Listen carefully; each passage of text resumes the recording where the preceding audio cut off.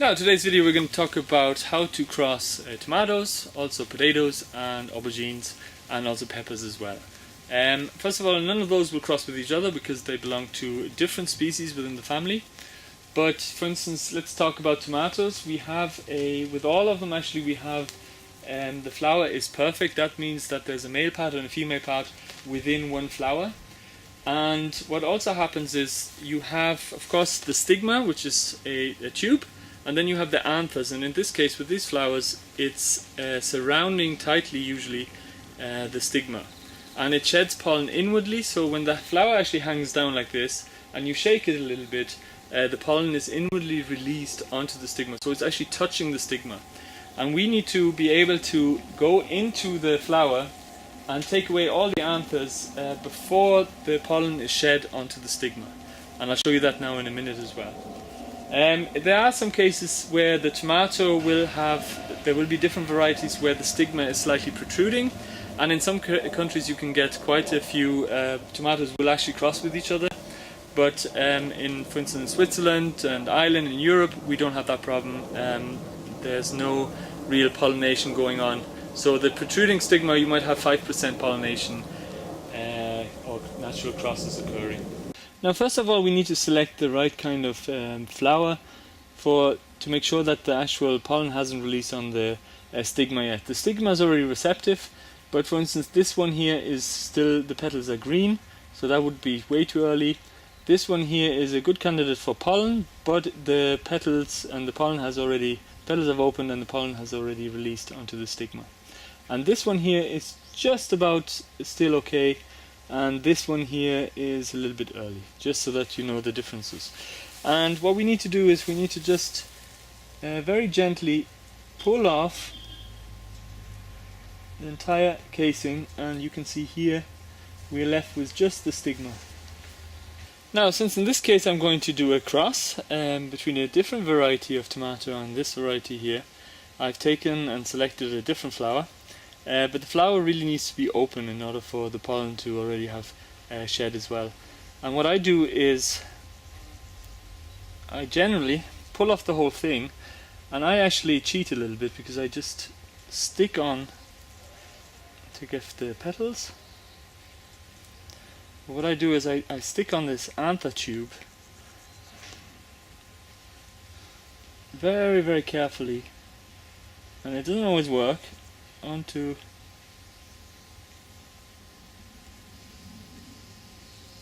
the stigma like that, and then I can guarantee that the pollen will have actually shed inwards.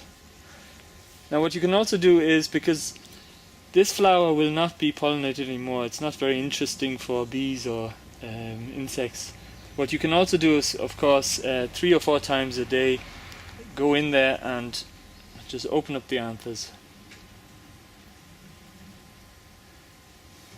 And actually you can see the pollen there. So this one is already pollinated. And just very lightly, you could use a brush or something like that. Very lightly touch the stigma. Now, as you can see, we had success. I've done a cross, and of course it's taken because the tomato is swelling up. It wouldn't have done that otherwise.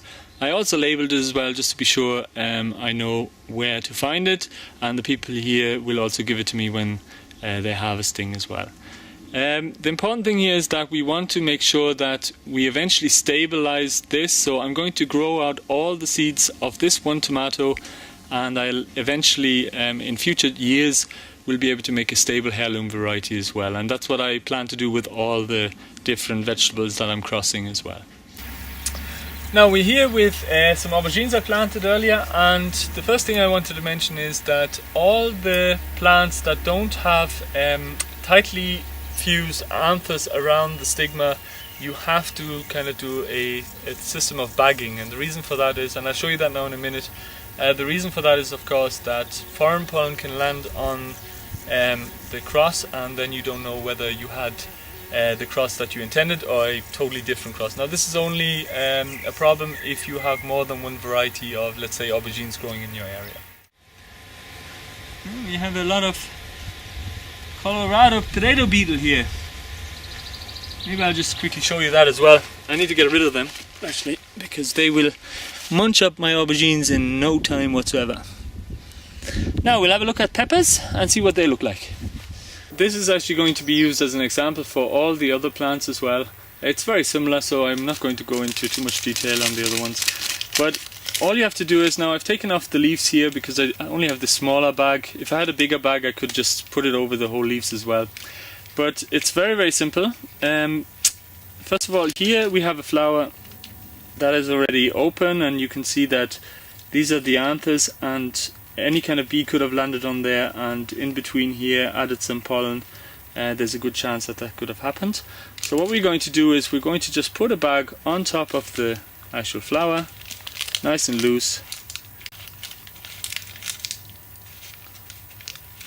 Stick it together like that and put a string around it. And as you see the actual flower opening, eventually when it's really open, like this one here, the pollen should be ready and you can actually use it. I would also do several of these because then you have more chances of having pollen as well. Now I'm going to show you an example of how to do the female part. So as soon as your actual flower has opened, you can then select a flower like this one. It's still closed. I actually opened that earlier, so it was still closed. And you just pull off the petals, and then you have to pull off the anthers as well, not damaging the stigma. Now no bee is going to go near this flower now because it's completely uninteresting. They're just going to ignore it, so there will be no transfer of pollen, but you can actually bag it afterwards as well. And then all you got to do is take your flower that you had bagged previously, maybe take off the petals as well, but be very gentle because there will be, you can see already the pollen is actually shedding onto the petals. So I would just very gently just go like that, and you've transferred the pollen, and then just stick your bag on top of it as well until the fruit has formed, and then you can take the bag off again.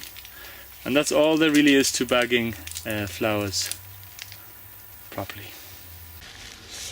Now I'm here in the field of potatoes, and this is a potato seed, and when we talk about seed potatoes we usually talk about the small tubers that we use for seed potatoes. This then would be actually the seed of the potato in a small fruit like tomato, but it never kind of gets big and red, it just stays that kind of small green size.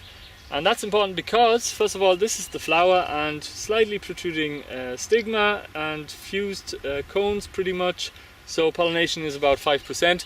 But what I think is great about potatoes is that you can actually take two plants, two different varieties, do the cross like with the tomatoes, and then when you sow the seed next year, you're going to have pretty much straight away a new variety. And the reason for that is, of course, because you take the tubers off the plant that you've sown, and because it's vegetative kind of multiplication, you will eventually end up with just the same plant again and again and again. So you have a stable new variety, pretty much instant variety next year, and it's just a lot of fun to make a new kind of variety. You could do something like a blight resistant variety.